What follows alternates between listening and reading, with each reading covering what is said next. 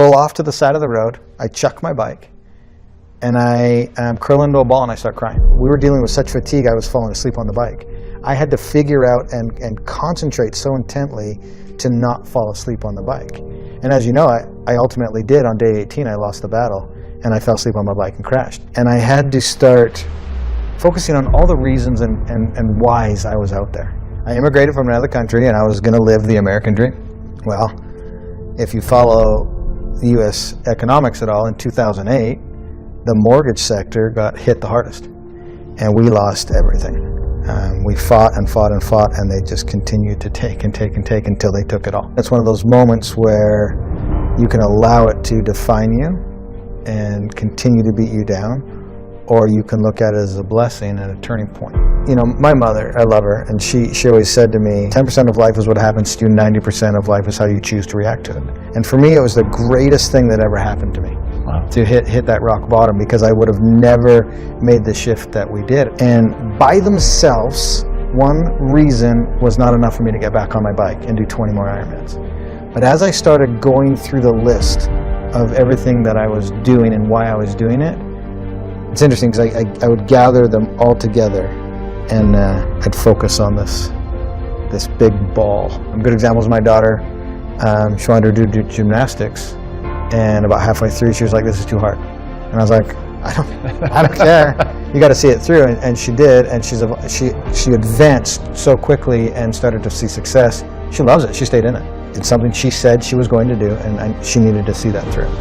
And so, and that's one thing I'm really big on, is if you say you're going to do something, you do. And that's just the example I try to set now. And I also believe that kids are a product of our environments. We're surrounded today by people being satisfied with mediocre. And if you want your kids to be excellent, you have to be excellent yourself. And so that was one of the things when I'm laying there on the side of the road at 30 with 20 Ironmans to go, I said, man, I told my kids I would do this. And as soon as I focused on that, I started to experience a rebirth, because now I was focusing on the very, very next moment that I had control over, and everything that I was trying to accomplish and why I was there. And this whole process was about 8 minutes. The whole thing, from complete meltdown to breaking all of the purposes and whys down to the realization, the rebirth, and getting back on and going. And it can happen that quick. We're moments away every day from a decision that's going to completely change our life. And I call this process, now looking back on it, both a rebirth and putting on my uniform, which was the alter ego. And my uniform was those yellow sunglasses you've seen me wear in some of my pictures.